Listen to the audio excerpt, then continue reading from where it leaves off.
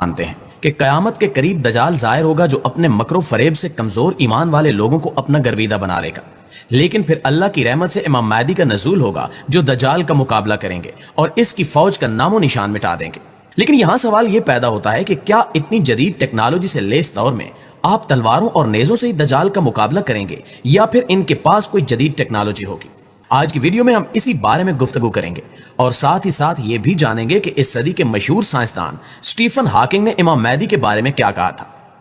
ناظرین گرامی، اگر ہم حدیث کی کتابوں کا مطالعہ کریں تو بیشتر احادیث کے مطابق ظہور امام مہدی علیہ السلام اس وقت ہوگا جب دنیا ظلم و جور سے بھر چکی ہوگی اور حضرت امام مہدی دنیا کو عدل و انصاف سے بھر دیں گے۔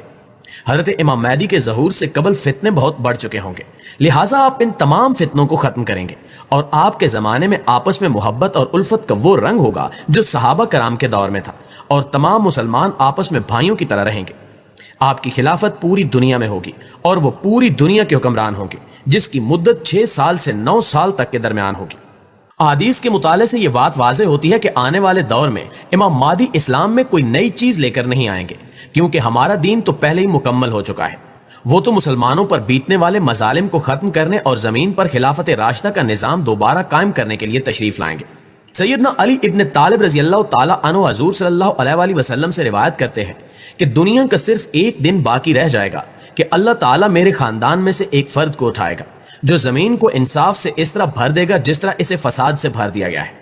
بعض علماء کرام کے مطابق امام مہدی اپنے دور کی ٹیکنالوجی اور سائنسی ترقی سے پوری طرح بہرہ ہوں گے۔ دنیا کے لوگ عموماً اور مسلمان خصوصاً اس دور میں جن مسائل سے دوچار ہوں گے ان کا انہیں مکمل علم ہوگا۔ مولانا مودودی اپنی کتاب تجدید و احیاء دین میں لکھتے ہیں کہ لوگ سمجھتے ہیں کہ امام مہدی کوئی اگلے وقتوں کے مولویانہ وضع قطع کے آدمی ہوں گے، مگر میں جو کچھ سمجھاؤں اس سے مجھ کو معاملہ بالکل برعکس نظر آتا ہے، کیونکہ میرا اندازہ ہے کہ آنے والا اپنے زمانے میں بالکل جدید طرز کا لیڈر ہوگا، یہاں تک کہ اس وقت کے تمام علوم جدیدہ پر ان کو مجتہدانہ بصیرت حاصل ہوگی اور سیاسی تدبر اور جنگی مہارت کے اعتبار سے وہ دنیا پر اپنا سکہ جما دیں گے۔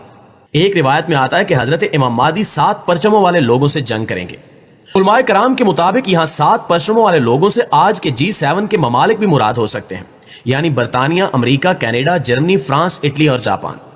ان کے مطابق منافقین، عیسائی اور یہودی انہیں نعوذ باللہ اینٹی کرائسٹ یعنی دجال کا خطاب دیں گے، لیکن امام مہدی کی حکمت و تدبر کی وجہ سے دشمنان اسلام کو سخت ترین جانی اور مالی نقصان پہنچے گا اور وہ دن بدن نا امیدی اور مایوسی میں تبدیل ہوتے جائیں گے، حالانکہ ان گنت سائنسی اور فوجی قوت ان کے پاس موجود ہوگی۔ دجال کچھ اس طرح کا رویہ اختیار کرے گا کہ ہر دھوکے باز، ظالم اور اقتدار کے بھوکے فرد اور اقوام اسے اپنا نجات دہندہ سمجھ لیں گی۔ چنانچہ منافق مسلمان بھی اس موقع پر امام مہدی کا ساتھ چھوڑ دیں گے، بالکل اسی طرح جیسے انہوں نے کبھی حضرت حسین علیہ السلام اور حضرت عبداللہ بن زبیر رضی اللہ تعالی عنہ کا ساتھ چھوڑ دیا تھا۔ لہٰذا امام مہدی کے ساتھ بے وفائی کا سلسلہ اسی طرح جاری رہے گا، یہاں تک کہ مسجد عیسیٰ علیہ السلام میں ان کا بری طرح محاصرہ کر لیا جائے گا۔ اس موقع پر حضرت عیسیٰ علیہ السلام آسمان سے اتریں گے اور امام مہدی کے ساتھ مل کر تمام کفر کو شکست فاش دیں گے۔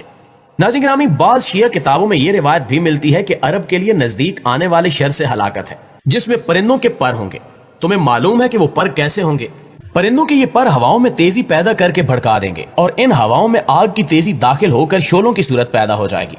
علماء کے مطابق اس روایت میں ہواؤں سے بمباری کرنے اور ایسے جہازوں کی طرف اشارہ ہے جو اپنے پروں سے میزائلوں کو پھینک کر لوگوں کو برباد کر دیتے ہیں، جبکہ اسی روایت میں ان ہواؤں کے چلنے کے بعد عورتوں کا اپنی عزتوں، عصمتوں اور مردوں پر رونے کا تذکرہ اس بارے میں باقاعدہ تصریح سے معلوم ہوتا ہے، اور یہی نقشہ امام مہدی کے دور کا نقل کیا گیا ہے۔ اسی طرح حضرت کعب آبار رحمۃ اللہ علیہ کی بھی ایک روایت ہے جس میں آپ نے فرمایا، پھر اللہ تعالیٰ رومیوں پر ایسے ہوائیں اور پرندے مسلط کر دے گا جو ان کے چہروں کو اپنے پروں سے مار مار کر ان کی آنکھیں پھوڑ دیں گے اور ان کے لیے زمین کو پھاڑ دیں گے۔ ان پرندوں کی تیز آوازوں سے زمین میں سخت حرکتیں رونما ہوں گی اور یہ رومی زمین کے گہرے گڑھے میں دھنس جائیں گے۔